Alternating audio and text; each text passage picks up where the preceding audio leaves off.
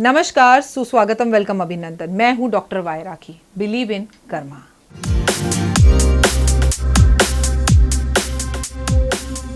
हाँ जी, आ गए आप।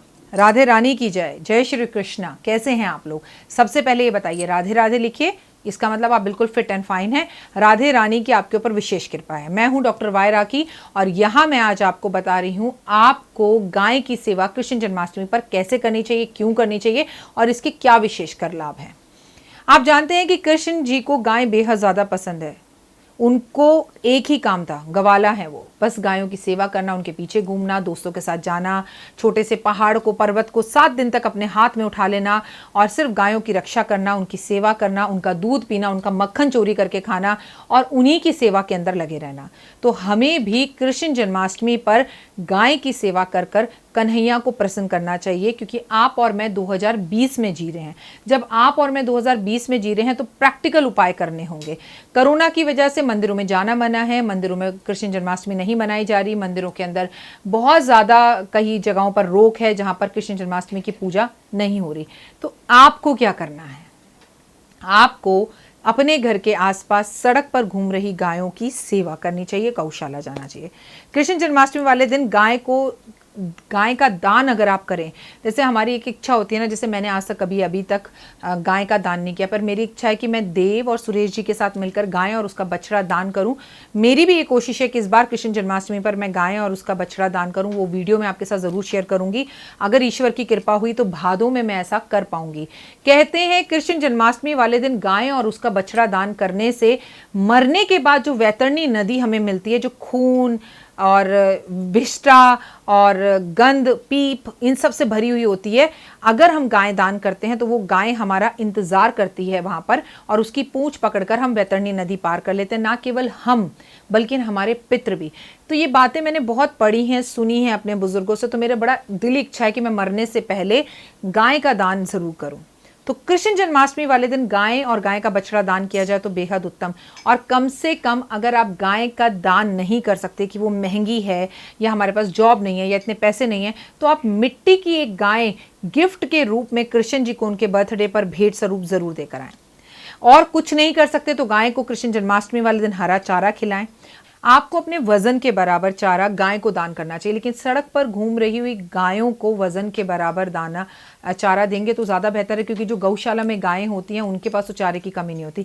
लेकिन कृष्ण जन्माष्टमी वाले दिन गाय की परिक्रमा करना बहुत अच्छा था, लेकिन सावधान, सड़क पर जो आवारा गायें घूम रही होती हैं वो मन मौजी होती हैं, उनमें ट्रेनिंग नहीं होती। आप उनकी जब परिक्रमा लेंगे तो वो आपको मार सकती हैं। तो अगर आपको गाय की परिक्रमा करनी है तो पालतू गाय की ही परिक्रमा करें, कहीं आपको कोई चोट ना लग जाए, इसलिए सावधान रहिएगा। गाय की सेवा जितनी कर सकते हैं ज़रूर करिए। गाय गौशाला जाकर उनकी ज़रूरत की चीज़ें पूछिए उनसे, पंडितों से, और उनको वो देकर आइए।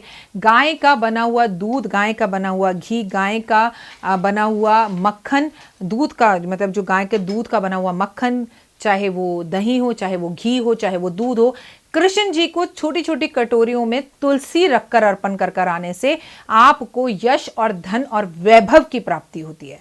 गाय छोटे से खिलौने के रूप में अपने घर में, अपने मंदिर में भी जरूर रखनी चाहिए। अगर आप चांदी की गाय अपने मंदिर में रख सकते हैं तो अत्यधिक उत्तम।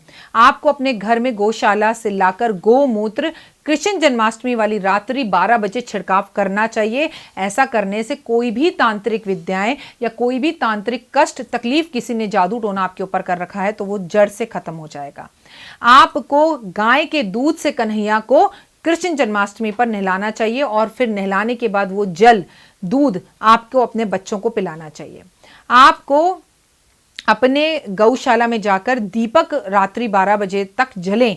ऐसे गौशाला में जाकर दीपक जलाने चाहिए कि जब कृष्ण जी का रात्रि 12 बजे जन्म हो तो गौशाला में आपका जलाया हुआ दीपक जल रहा हो, यह जरूर करना चाहिए। आपको गाय की परिक्रमा करनी चाहिए। मैंने आपको बताया गाय को इत्र लगाना चाहिए। आपको गाय को 6 रोटी, उस पर गुड़ रखकर और थोड़ा घी लगाकर जरूर खिलाना चाहिए। वैसे गाय को रोटी तो आपको हर रोज खिलानी चाहिए। गाय का गौशाला से गोलोचन बनता है। गोलोचन कृष्ण जन्माष्टमी वाले दिन से अपने बच्चों के यहाँ पर, इस जगह पर, चक्रा पर, बिंदी वाली जगह पर गोलोचन कृष्ण जन्माष्टमी रात्रि 12 बजे कृष्ण को अर्पण कर कर लगाना आरंभ कर दीजिए। आपके बच्चों के नेचर में कितना बदलाव आएगा आप देख लीजिएगा। आपको गोलोचन पानी में डालकर स्नान करना कृष्ण जन्माष्टमी से ही शुरू कर देना चाहिए। आपको गौशाला में अपने वजन के बराबर कोई भी चीज खाने की सामग्री दान स्वरूप देनी चाहिए, क्योंकि गौशाला में बहुत सारे लोग होते हैं सेवा करने वाले, जैसे चावल दे दिया, जैसे आटा दे दिया। लेकिन अगर आपकी आर्थिक स्थितियां सही नहीं है तो कुछ मत करिए, आप गौशाला में जाइए और गौशाला में जाने के बाद आप गायों की सेवा करिए, वहां झाड़ू मार दीजिए, वहां से गोबर उठा लीजिए। गौशाला से थोड़ा सा गोबर लाकर अगर अपने घर में रखकर उसके ऊपर आटे का दिया बनाकर रात्रि 12 बजे कृष्ण के जन्म के बाद अगर वो दीपक जलाया जाए और 4 मुखी दीपक वो हो तो चारों दिशाओं से सिर्फ और सिर्फ धन की बारिश होती है। लेकिन गोबर उठाते वक्त अगर आपको घिन आ रही हो या आपको लगे कि मैं हाथ नहीं लगा सकती, क्या मैं किसी और से ये उपाय करा सकती हूँ, तो आपको इस उपाय का कोई फल या फायदा नहीं मिलेगा। जो घर की मुखिया है, महिला है, उसे ही ये उपाय करना होगा। अगर आपको पीरियड्स हो रहे हो और आप ये उपाय करना चाहते हो लेकिन कृष्ण जन्माष्टमी पे आप ये उपाय ना कर पाओ, वैसे तो मोहरात्रि है, 16 कला संपन्न कृष्ण का जन्म है, अगर आप ना कर पाए तो आप कभी भी भादों के महीने में जब कृष्ण का जन्म हुआ है, जब उनके भाई बलदेव का जन्म हुआ है, कभी भी इन उपायों को करिए, आपको फायदा जरूर होगा। अब एक प्रैक्टिकल बात कहूं आपसे, कृष्ण जन्माष्टमी है इसलिए हमें गाय की सेवा नहीं करनी। मेरा और आपका सबसे पहला कर्तव्य है घर से बाहर निकलते हुए पहली रोटी, अपने ऑफिस जाते हुए, काम पर जाते हुए, कुछ भी करते हुए गाय को रोटी खिलाना, कुत्ते को दूध पिलाना, कबूतरों को बाजरा देना, it is our responsibility, it is not a उपाय। आप गायों की सेवा करें, गायों की रक्षा करें। प्लीज़ गायों को आप जैसे कहते हैं ना गोद ले लिया, आप ऐसे किसी भी एक गाय को गोद ले लीजिए और किसी भी व्यक्ति से कहिए भाई इसकी दवाई, इसका खर्चा, इसका चारा जो भी है मैं दूंगा, इसे तू अपने घर ले जा और इसकी सेवा कर। गायों को पकड़कर गौशाला छोड़वा कर आने की जिम्मेदारी लें और कम से कम कुछ गायें ऐसे लोगों, ऐसे ब्राह्मणों को दें जिससे वो गाय लेने के बाद उसका दूध निकालकर उसे बेचकर अपने परिवार का पालन और पोषण कर सके। ये जिम्मेदारी सिर्फ कृष्ण जन्माष्टमी से जुड़ी हुई नहीं है, इट इज़ आवर रिस्पॉन्सिबिलिटी, ये हमारी जिम्मेदारी है। कमेंट्स में सिर्फ राधे राधे लिखिएगा। और मैंने ये जो कृष्ण जन्माष्टमी की अलग अलग इतनी सारी वीडियोस बनाई, एक सीरीज़ चलाई, आपको ये कैसी लगी मुझे ये ज़रूर बताइएगा। मैं आप लोगों से बहुत प्यार करती हूँ और गौ माता से एक कामना करती हूँ हाथ जोड़कर कि जो भी आज गौ माता की जय, राधे रानी की जय लिख रहा है, जो राधे राधे लिख रहा है, जो जय श्री कृष्णा लिख रहा है, उसके घर में धन वैभव सब आए। आपको पता है गाय के गोबर को अपने घर में लाकर और उसके दिए बनाकर, मैं खुद बना चुकी हूँ। जब मैं एस्ट्रोलॉजी सीख रही थी मेरी माँ ने मुझे सिखाए थे, उसका गीला गीला गोबर उसको दिए जैसा शेप दे दो और छत पे सुखा दो, उसके बाद उसे अपने घर के ईशान कोण में जलाओ, गाय के घी का दिया जलाकर। मैं वो उपाय करती थी, शायद इसीलिए मैं यहाँ तक पहुँची। और एक दिन गाय के गोबर का दीपक बनाकर मैं आप लोगों को ज़रूर दिखाऊंगी और आई ट्राई कि मैं कृष्ण जन्माष्टमी वाले दिन लाइव जाऊं और आपको वो दीपक ज़रूर दिखाऊं, तो आपको उस दीपक का महत्व पता चले। वो मैं अपने हाथ से बनाऊंगी क्योंकि मैं गोवर्धन की भी पूजा करती हूँ और गोबर को छूने में मुझे कोई एतराज़ नहीं है। जय माता दी। मैं डॉक्टर वाई राखी आप लोगों का स्वागत अभिनंदन करती हूँ। Thank you so much. पोटली के लिए अभी से आप इतना जोश दिखा रहे हैं। दिवाली पर मैं आपको पोटली भेजती हूँ और 9 दिन नवरात्रों की पूजा होती है। इस बार भी पोटली बनेगी, लेकिन लॉकडाउन का टाइम है, सामान बाजार में कम मिल रहा है, लोग कम हैं, पंडित जी कम हैं, तो हम पोटलियाँ इस बार पहले से भी कम बना रहे हैं।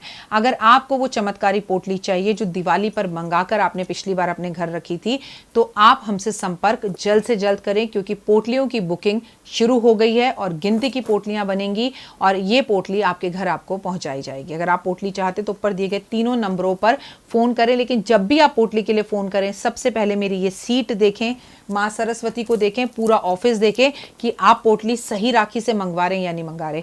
वीडियो कॉल कर मेरा ऑफिस देखकर तभी पोटली के पैसे जमा कराइएगा। कितने की पोटली है, क्या है पोटली, कैसे मिलेगी आपको पोटली, तमाम जानकारी अगर आप जानना चाहते तो ऊपर के इन 3 नंबरों के सिवा किसी और नंबर पर कॉल नहीं कीजिएगा। फिलहाल दीजिए इजाजत, नमस्कार।